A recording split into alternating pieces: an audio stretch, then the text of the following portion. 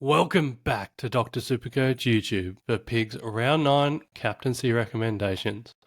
We are already a third of the way through the season. That's crazy. But there's still plenty of time to climb the rankings or plenty of time to mess up your season, depending on your trades. So last week, kudos to anyone who had Max Gawn as their captain last week. He was my number one captaincy recommendation for a reason, and I did say it was a danger game for non-owners. That was huge. I myself got the Cherry 146 VC on debut, and I was very happy with that one. Now, for anyone playing along at home with the Meek vs TDK vs Darcy Cameron challenge that is going on in Dr. Supercoach Slack, there's one round remaining. Meek is leading the challenge with 347 points through 3 weeks, so that's a big average over 115. He's followed closely by Darcy Cameron, who's only 4 points behind. Tom De Koning, who's about 30 points behind, but I was counting on Meek having a bigger lead this week. He failed against the easy Nank matchup, and I really wanted him to have a big lead coming into the final week because now DCAM and TDK can bring it home with easy matchups while Meek has to play against Gawn. So that's not ideal, but anyway, I still will back in my boy Lloyd. Anyway, let's keep an eye on that one over the weekend. No matter the results, the Dr. Supercoach Cancer Council Fund becomes $20 richer, so it's a good result either way. Now, once again, St Kilda play on the Friday night, so if you're like me and you've got Harry Boyd as your loop option, be warned. But seriously, what is going on here? Who's giving St Kilda Friday night games? Get these guys off Friday night footy, especially for our loophole's sake. Now, let's get stuck into it. Number 3 vice captain is Darcy Cameron. Darcy comes into this game as one of the form ruckmen of the comp and someone who has made my captaincy video plenty of times this year.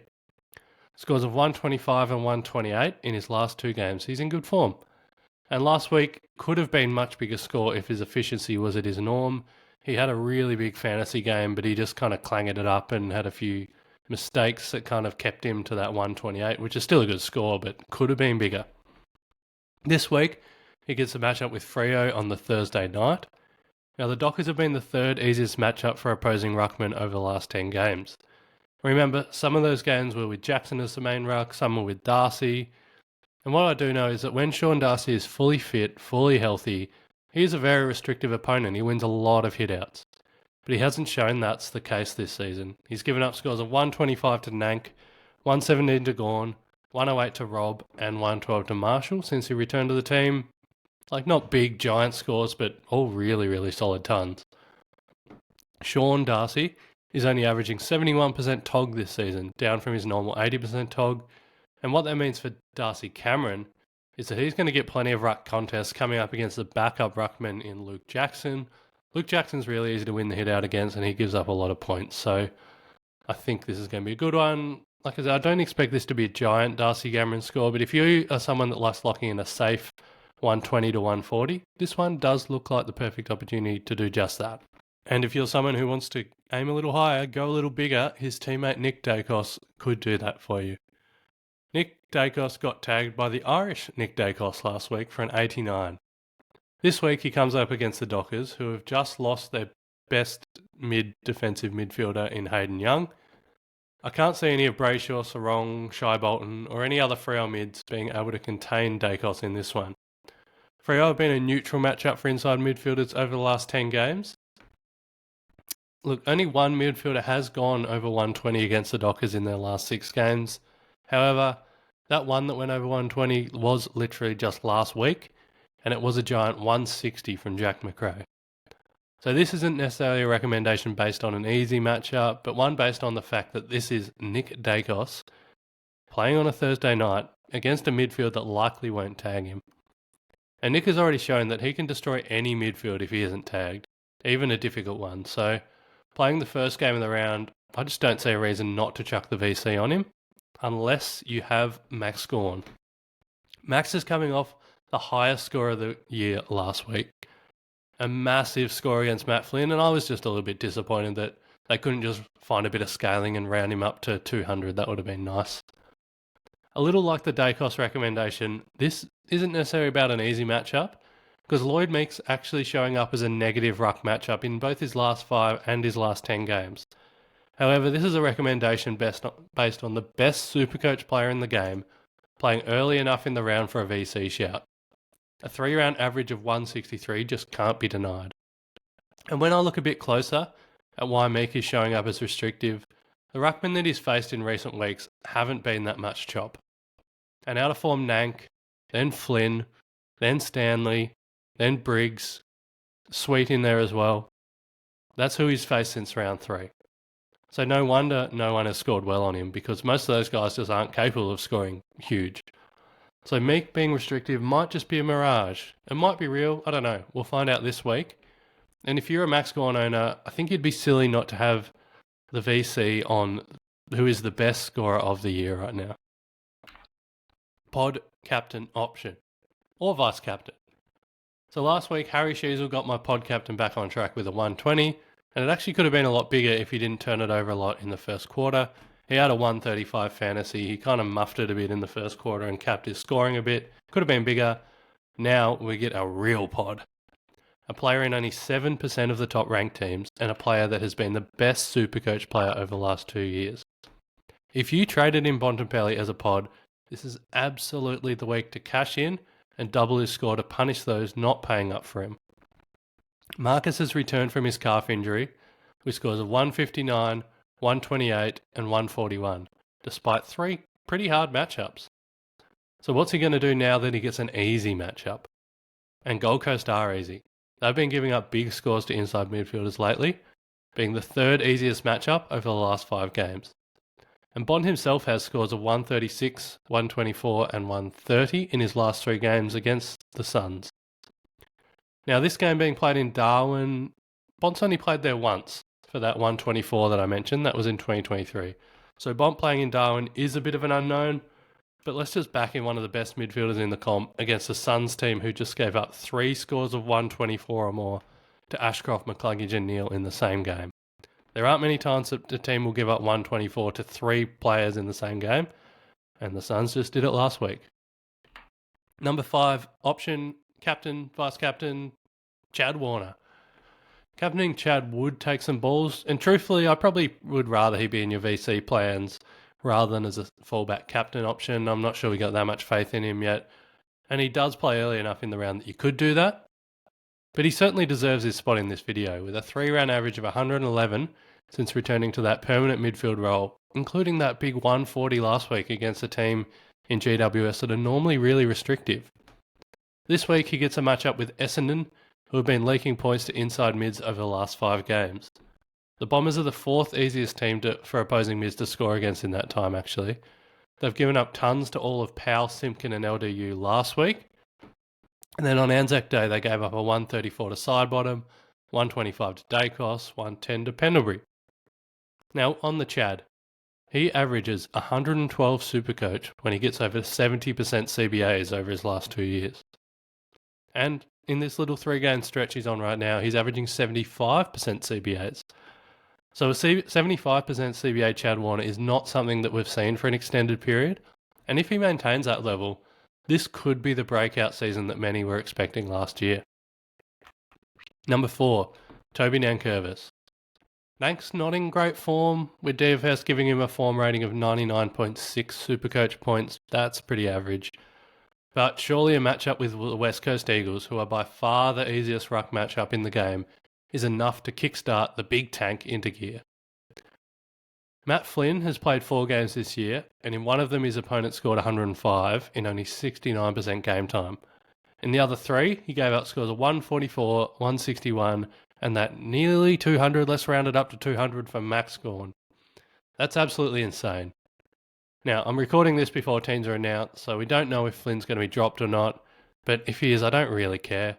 Bailey Williams is also the easiest ruck matchup in the league when playing, so West Coast number 1 and number 2, whoever they play in the ruck, that's still the easiest matchup in the league.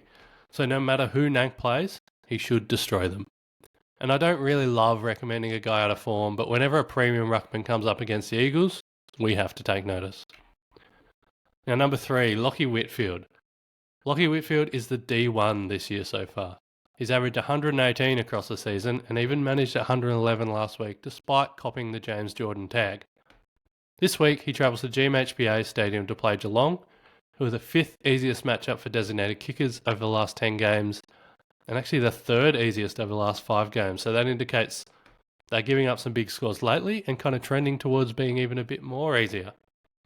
And that is the case, as we see Josh Dacos have 113 on them last week, and before that, Carl Amon's 152, Mark Keane's 112, and Wayne Miller's 109, all well exceeding their season average against the Cats. Now, the issue here is that all of those games have been away from Geelong, and we don't really have much data on premium defender scores at GMHBA. The two we do have this year, Jordan Clark got a 107 and Stephen May got a 123. They're really the only two to play there this year. They both did pretty well, exceeded their yearly average, so that's good. But I wanted some more data, so I went back into 2024 to get some more data, and it didn't help. It's a mixed bag. So McGovern and Sicily did not play in their team's trips to Geelong at the end of last year, so that doesn't help us. Bailey Dale did, he scored a 99. Dan Houston did, he scored an 89. And Whitfield himself went there and only scored a 69, so that looks pretty bad. But on the flip side, Sheasel went down there and he popped a 159 off half back. And then kind of the second string guys like Burton, Himmelberg, Nasiah, and Riley Bonner, they all popped tons against the Cats in Geelong. So it is kind of interesting. There's some bad scores and there's some really good scores. So that mixed bag doesn't really help us to work out if Whitfield here playing at GMHBA is favourable or not. What we do know is that Whitfield is in red hot form and Geelong have conceded some big scores to designated kickers in recent weeks, albeit at different venues. So I think that should give us enough confidence that Whitfield will give us a captainable score this week, and I don't think he's going to let us down. Tristan Cherry, another guy who I don't think is going to let us down. Cherry comes into this matchup with Brisbane with scores of 144, 158 and 146 in his last 3 games. Those numbers came in games that have been against reasonably easy opponents, and Cherry's actually someone that's very easy to predict when his spike scores are coming. He does really well against the easy opponents and just still does solid against the hard ones, but not as good. So probably don't get too excited about seeing him here, owners. This is not one of those easy occasions. This is a matchup with Big O, who's a restrictive ruck matchup. He's actually the 4th hardest ruck matchup over the last 10 games. So I do expect him to contain Cherry to a degree.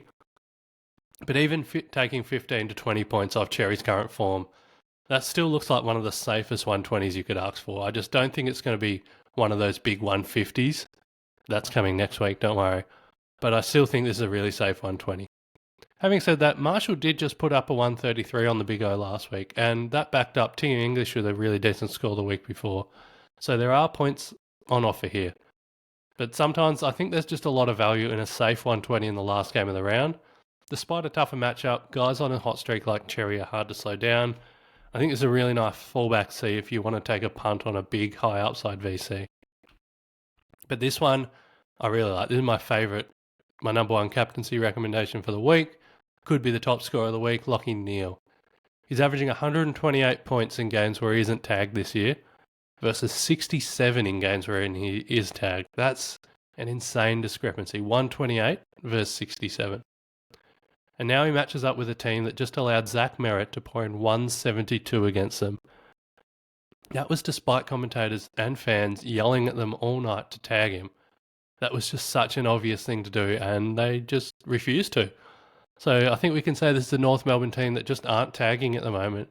And as a result, they're now the 2nd easiest midfield matchup over the last 10 games. Even outside of that Merritt 172, they've also allowed a Durham 120, a Setterfield 117. Look back before that Butters 162, along with Drew 113 and Jason Horne-Francis 111. And then just before that George Hewitt 171, Cherrers 110, Rouse 126, Anderson's 113. And all those names, that's just the last month of footy. So Kangaroos are giving up some gigantic scores in the last 4 weeks. And if we break it down a bit further, all of those players outscored their current form by an average of 25%. So if the Kangaroos allow Locky Neal to run free and put an extra 25% on his current form, that's an easy 140 for his owners to end the weekend. Just the best option this week. I think you could definitely take a VC on one of those high upside guys with a not amazing matchup, you know, someone like a Dacos or a Gawn, or even a Whitfield. I know that won't work with the overlap. But Marcus Bontempelli, I think, is an awesome option, but Locky Neal is the one that I really, really like this weekend. So, they are my favourite 9 captain options for the week. But as always, here's a bunch of names that didn't quite make the cut. I think these guys are going to have good weeks. You could roll with them as your captain, especially for draft leagues, or if you're like me and you don't really have anyone apart from Cherry in this game, you might have to go with one of these guys like I am. So, in the first game, I think this is going to be a really good game for half backers, I think. So whether it's Dacos or Houston or Clark or Ryan, I think one of those halfbacks is going to have a really good score. Sam Walsh against St Kilda, they've been giving up marks and chips around the ground, so maybe Walsh can get involved with that. Then against the Demons, have been giving up both to midfielders and half-backers, so I really like John Newcombe. I really like Carl Amon and James Sicily in this one. And then the Bombers have been a bit leaky too, so I mentioned Chad's an option, but obviously I think Heaney is an option too. Actually, even Matt Roberts off the half-back flank could go well. Against the Gold Coast, they've been giving out some scores to defenders, so Bailey Tail could be on for one here. Then the showdown in Adelaide is an interesting one because both Port and the Crows are restricted to inside mids, but I do think there is going to be some big scores here. It's hard to predict who it's coming from. So any of Butters, Connor Rosey, Jason Horne-Francis, Jordan Dawson, Rory Laird, you know, all those guys have an ability to go large, so they're definitely an option and probably could consider them in draft. Tim Taranto, I think, seems like someone who probably could beat up on West Coast. Ryan Marrick also, he had a big score last weekend, and given his matchup with the Tigers, who are giving up lots of points to halfback, that could be another big one. I've mentioned I think Locky Whitfield's got a great matchup, so therefore I also think Lockie Ash has a great matchup. So plenty of Lockies that I think could do well this weekend, and Ash should be up there. Sheasel I think will do well. Brisbane Egan getting up points to half-backers lately. And then the Brisbane midfielders. So I've obviously mentioned Lockie Neal. Whenever I mention Lockie Neal, you can just assume Josh Dunkley and Hugh McCluggage are also, in a way, in my recommendations. So there we go. That's my round 9 SuperCoach captaincy recommendations. My ideal situation for me would be to VC Locky Whitfield and then see Tristan Cherry, but their games overlap by too much and I won't have a loop by then either, so I don't really know what I'm going to do. I am going to have Cherry as my fallback captaincy option. That's locked in. Then I'm probably going to take a punt on a high upside VC, either Dawson or Tom De Koning. Probably depends on which rookies are named or dropped and when I have a loophole. I don't really know. I mean, if Boyd literally is my only loophole on Friday night, do I just like throw it on a Ned Long VC and just look the other way because, you know, maybe no Pendlebury, no De Goey, maybe Ned Long has a big one, but that's how dire I am with my VC. Anyway, those guys are all a bit of a throw at the dartboard because I don't have Gawn or Dacos or Bont. If I had them, they're just such easy locks. Either way, I'm very comfortable with a Cherry captaincy to finish the round. That's how I'm going to end it. My VC, I don't know yet. It'll depend on teams. Thanks for watching. Don't forget to subscribe. Turn your notifications on so you don't miss this video weekly. And good luck.